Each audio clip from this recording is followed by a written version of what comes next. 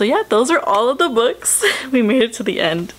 We made it to the end. There were some books that fell. There was all types of shit. Lights went out, all of that, but we made it to the end. Six, don't judge me, okay? They were on sale, okay? Hey guys, welcome back to Baddie and a Book. Today we have another book haul. This one I'm so fucking excited about because it finally came, and there are certain books in this haul that I was really excited about.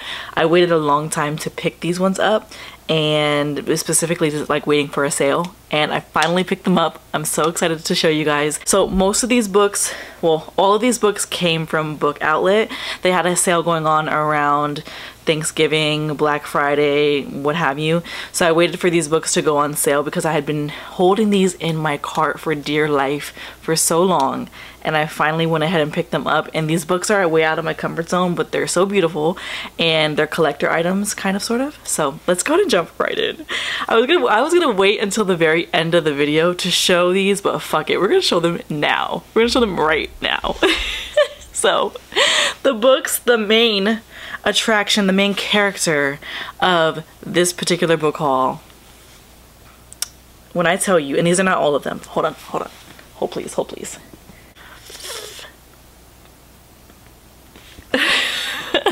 on, there's more, hold on. Oh my gosh. So these are all the classics. I think these are the press mill. I don't think that's what they're called. I have to look them up once I'm done. But these are all of the first sets that I picked up. I want to pick up the rest of them, but these were the ones that were extremely high up on my priority list. If it were up to me, I would have went crazy and bought every single one that was listed on Book Outlet's website. But I wanted some self-control, and then I also wanted to pick up other books as well. Like, I didn't want it just to be like a classics haul. But when I tell you, I have been waiting for a sale specifically for these books, because you know Book Outlet has like their buy two get the third for free, and they also have like 25% off, sometimes 30% off. I don't remember exactly what the sale was for these books, because I bought so many, and I just remember seeing a sale and just throwing them into my checkout cart. But I really did get these for a good deal. I want to say like they were only like $4 or $5 a piece after the sale price. And then not to mention, I also had like my rewards and stuff like that, because the more you buy from Book Outlet, the more rewards that you get. And y'all know I be shopping at Book Outlet all the fucking time. So these are all of the books. And one of the biggest things with these is that, so I'm not a huge classics girl. That's why these are a little bit outside of my comfort zone.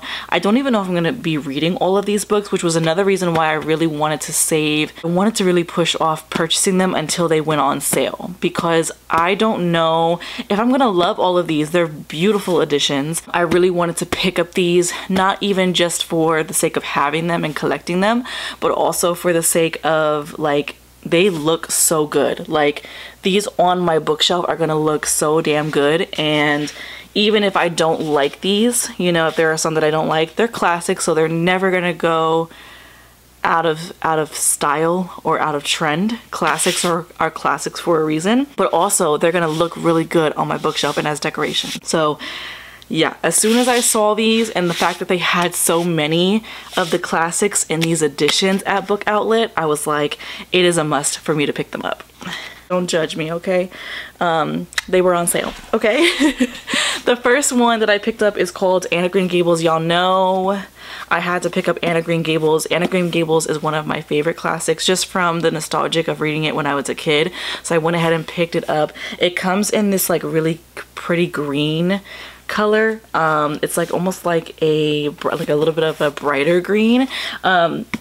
This one is a little bit on the thicker side, surprisingly. And the one thing about these books that I was actually really surprised about is that these aren't full-on hardbacks. Like, they're very like, I don't know if you can tell, but they're very like flimsy. So it's almost like a, I don't even know how you would even describe this material, like what this is, but it's not quite a, it's like a flexible hardback. It's not a like leather bind up, like, so like this is another classic that I have that I ended up thrifting.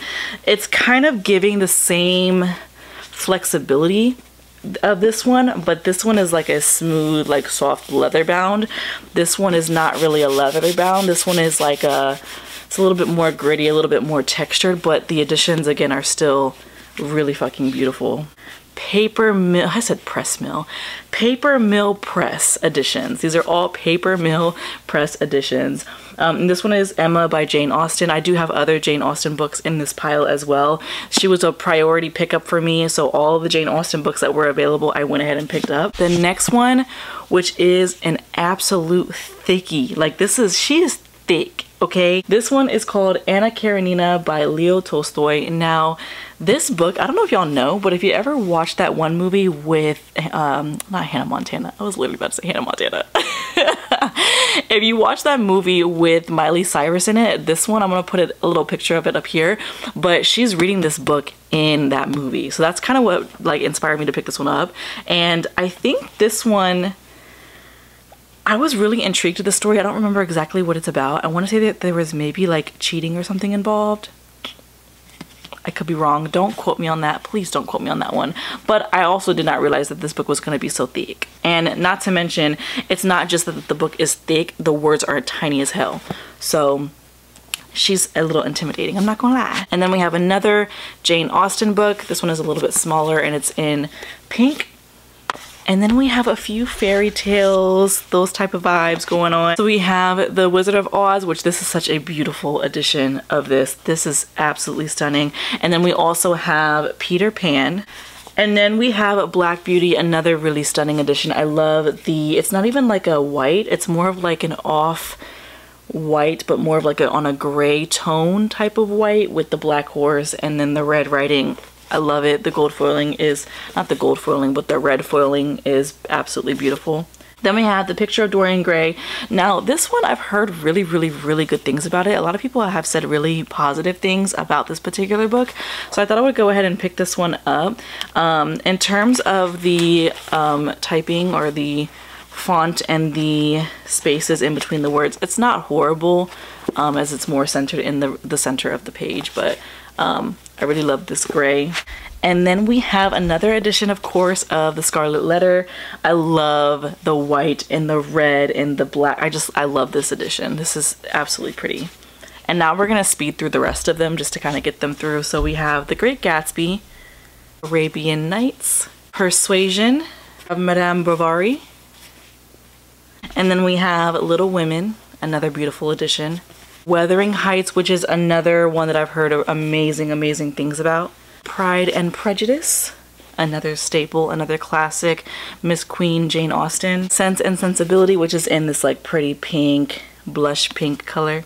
Jane Eyre by Charlotte Bronte. Now this one was the only one that came slightly, I wouldn't say it's damaged, I would just say it's slightly defective. The gold foiling and like the cutouts here are very like rigid. I don't know if you can see that, but like it's not like completely consistent all the way through. Like the back is really crisp in terms of the cutouts for the purple foiling and the silver foiling, but the front, the font in the front is just not top tier quality. It's a little shaky, it's a little bit like spotty right here, a little bit like almost like blotchy, I guess, so to speak. Needless to say, still a beautiful edition and another classic that I'm really happy to have my hands on. Those are all of the oh my god. Not the classics. Oh no, my books. Oh my goodness. That's what I get for kind of throwing them on the floor. Yeah, so those are all of the classics. Those are the ones that were honestly the main reason for me shopping around Black Friday at Book Outlet. When I tell you that they had been sitting in my cart, they had been sitting in my cart just waiting for another sale to take place before I purchased them, because I think full price they're about $8, like $7 or $8 or something like that. And I was like, as much as I want to have the classics, and as much as it's not a big price point between $5 and $8, like realistically speaking, it's not that big of a difference. It's not a huge sale. Paying $8 for this is still extremely like a steal in comparison to what this could be selling for.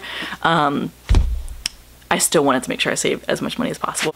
Alright, so now moving on to the rest of the books that I picked up. The rest of these are a combination of, we've got some hardback, we've got some softback, we've got some YA, some adult romance, just kind of like some random ones that I picked up that I thought would be interesting to have. So the first book that I picked up is called The Summer of Lost Letters by Hannah Reynolds.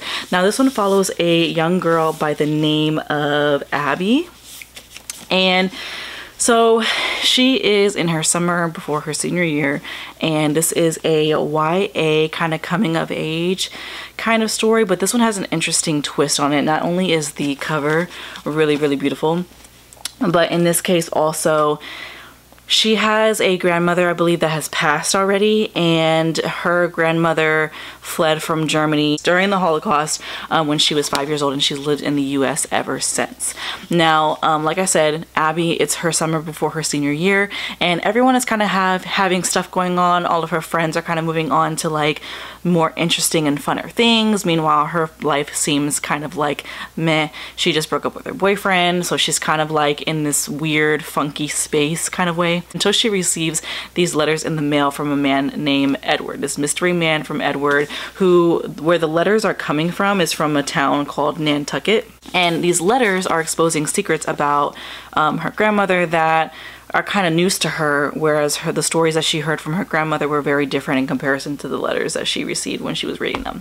So she goes up to Nantucket, and she meets up with Edward, and she kind of learns more about her grandmother while she's there. And also, I believe there is an opportunity for like a romance as well, because Edward's grandson, I believe, Noah, is another character that kind of is introduced in the book, and there's kind of like a little bit of a romance type of thing going on with that. So I thought that that would be very interesting. I have a lot of books, or not a lot, but I have a few books that have the letter aspect in the book, but that was something that was very different in terms of learning about her grandmother and her life, essentially, especially with the component of her fleeing from Germany during the Holocaust. So I thought that that would be very interesting. The next book that I picked up is called Patience is a Subtle Thief by Abby Ishola Ayodeji.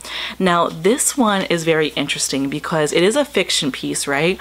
But I watched this video on YouTube of an interview that she did with some type of day show or something like that, and she was inspired by actually her trip to Nigeria. The book takes place in Nigeria, and the author, her family is from Nigeria, but she was born and raised in Miami.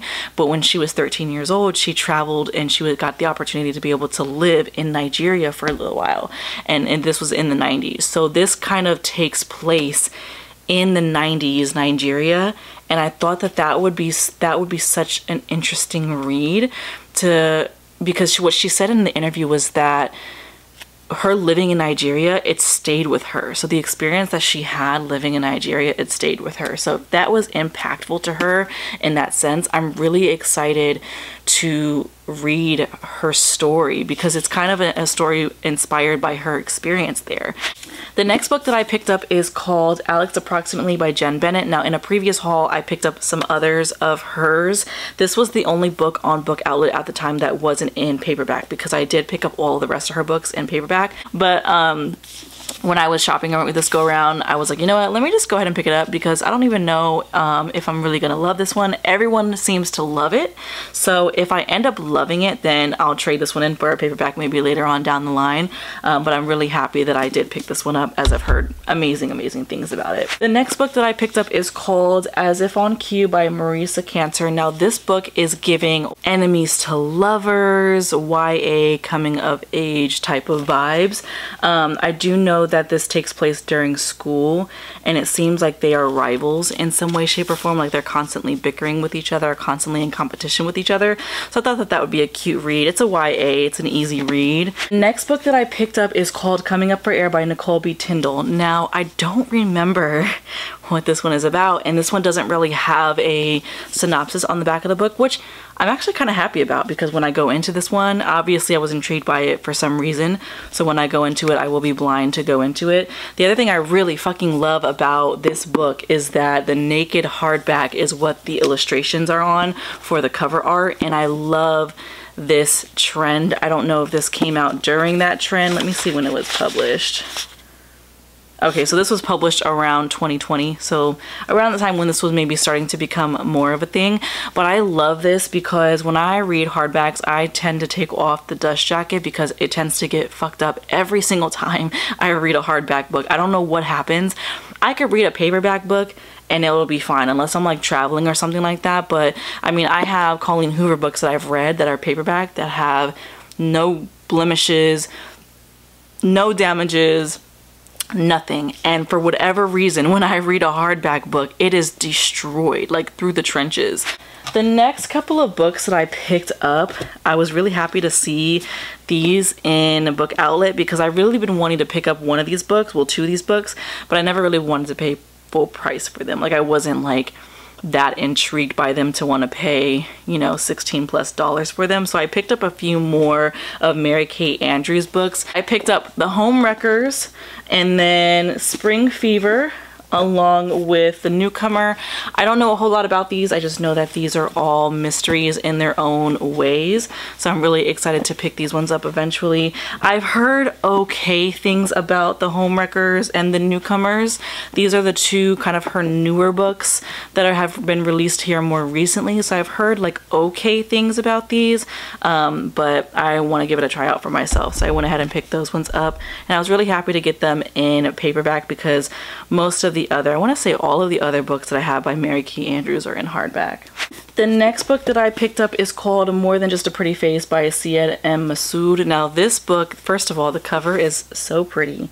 This is giving YA romance novel. So this one is giving kind of forced proximity vibes. The main character, Daniel, he ends up recruiting Bisma, who is essentially really smart, and they're kind of preparing for this Renaissance man, like it's like an academic championship or an academic competition of some sort. So they're in forced proximity working together to win this championship. He wants to prove to everybody that he's smarter than what they think he is.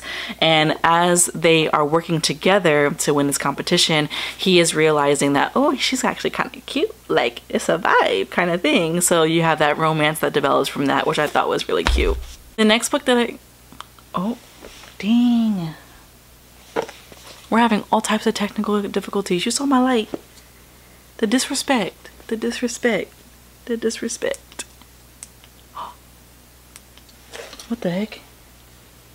Oh, it overheated. Oh shit, that's hot. What about this one?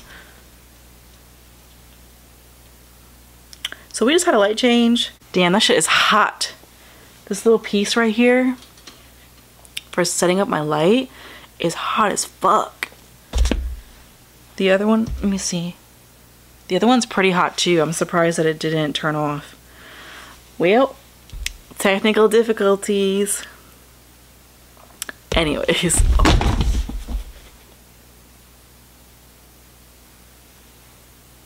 What's happening? What is happening right now? No books were hurt in the making of this video. You're like, goddamn. Goddamn.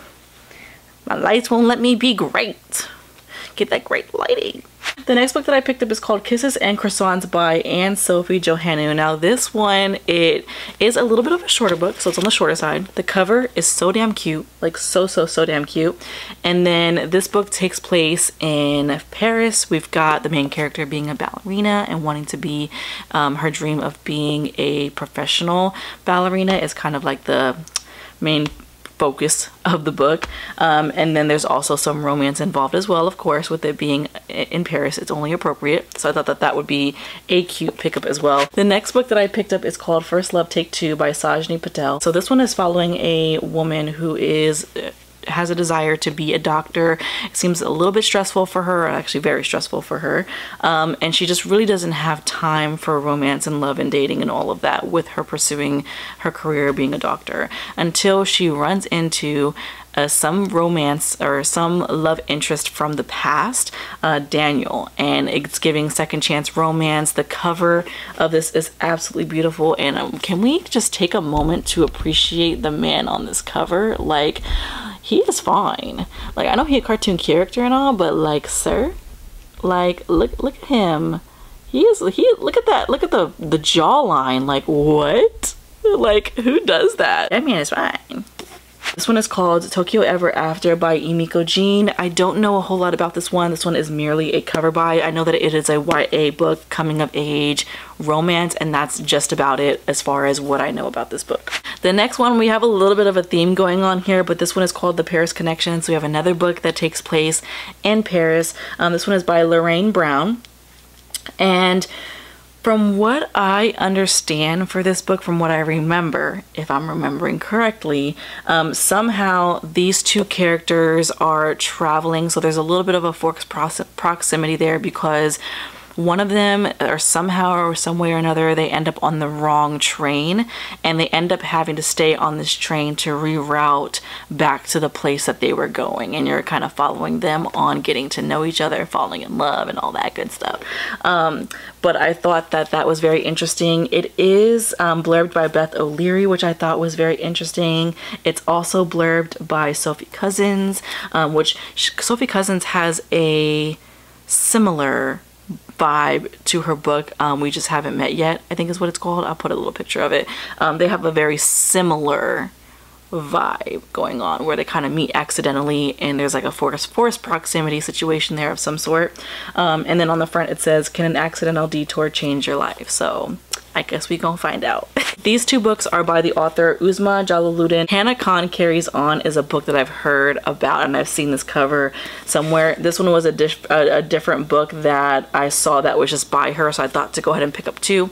If you've watched my videos before, you know that I like to typically pick up multiple books of the same author, even if I haven't heard of it, just to give myself a full opportunity to be able to read different works by the same author to see if their work is for me. And can we just talk about the covers? The covers of these are so damn beautiful. I love the foiling and like the, it's not even foiling. Why did I call it foiling? This one almost looks like foiling, but it's just a shiny material. And it's simple, but it's very beautiful. The next book that I picked up is called You'd Be Mine by Erin Han. Now this book, this one, it's giving kind of forced proximity. It's a romance novel, and it's following a country music singer and I believe another country music singer. I think they're both country music singers, and essentially the male in this book has to try to convince the female to join him on his tour in order for him not to be dropped from his label. There's that component. There's also the component of I think there might be some sort of fake dating situation in here, where it either grows into an actual like potential relationship or potential feelings, or it's just something that the fans really want. They want to see them together. We all know how that goes. People be shipping random people and celebrities all the time when it comes to that. Even if they're not really vibing with each other like that, people be like, oh, I ship them. But I think there might be some actual feelings involved that are generated from that, or that are developed from that. Another one that I'm really excited about, that I've been waiting to get my hands on, and that I've heard so many fucking good things about, is Razorblade Tears by S.A. Cosby. I know that this one was selected on Book of the Month at one point, and this is just, it's honestly, I've heard absolutely amazing things about this book. I was happy to be able to pick it up in the paperback, and it's in a mint condition, and I'm really excited to pick this one up eventually. The next book that I picked up is called Some Places More Than Others by Renee Watson. Now this one was another one that I had saw previously, but I held off on purchasing. I believe this one is a middle grade book. It's either middle grade or it is YA, one of those two, but I really love the cover of this. The cover art of this is beautiful. Renee Watson is pretty consistent in her cover art. I don't think there's a single book that I've purchased of hers just yet that I don't like the cover art, so that is to be expected. We know that we're going to be getting something good when it comes to the cover art. It follows a young girl by the name of Amara, and I believe we are following the storyline of her dynamic with her father, and that relationship I think is what the main plot is of this one. So I thought that that would be very interesting. It's a book that I have had my eye on from Renee Watson for a little while, and I finally decided to pick it up because it went ahead and popped up on Book Outlet, so I had to get it. The next book that I picked up is called Patron Saints of Nothing by Randy Rebay, and this one actually follows, this one's a little bit different from anything that I picked up so far. So this one actually follows the character, the main character is a Filipino American, which I don't have any other books off of the top of my head, the main character being a Filipino American. I know I have other Asian cultures and other Pacific Islander cultures, but not specifically for Filipino American. This one is a YA novel. Can we just talk about also as well the cover art of this one? Absolutely amazing. I know that there is some drug involvement in this story as well. It's also like a little bit of a murder mystery. It's kind of like that kind of vibe. And then it also actually does take place in the Philippines, so the main character does travel to the Philippines to find out the real story surrounding this murder, which I thought was going to be very interesting. The last book that I picked up in this haul is called The Romantic Agenda by Claire Can. Ooh, so this one is giving best friends to lovers, and also maybe potentially a conflict with an ex-boyfriend, because it does also mention an ex as well, just briefly looking at this. I've seen this cover before, and I actually had this in my Amazon cart, so I was really happy to be able to find it on Book Outlet. So yeah, those are all of the books. We made it to the end. We made it to the end. There were some books that fell, there was all types of shit, lights went out, all of that, but we made it to the end. So yeah, if you guys like this video, please like and comment down below. Subscribe to my channel as well. We're trying to get to 1K so I can get monetized. But yeah, thank you guys so much, and I will see you guys in the next one. Bye guys.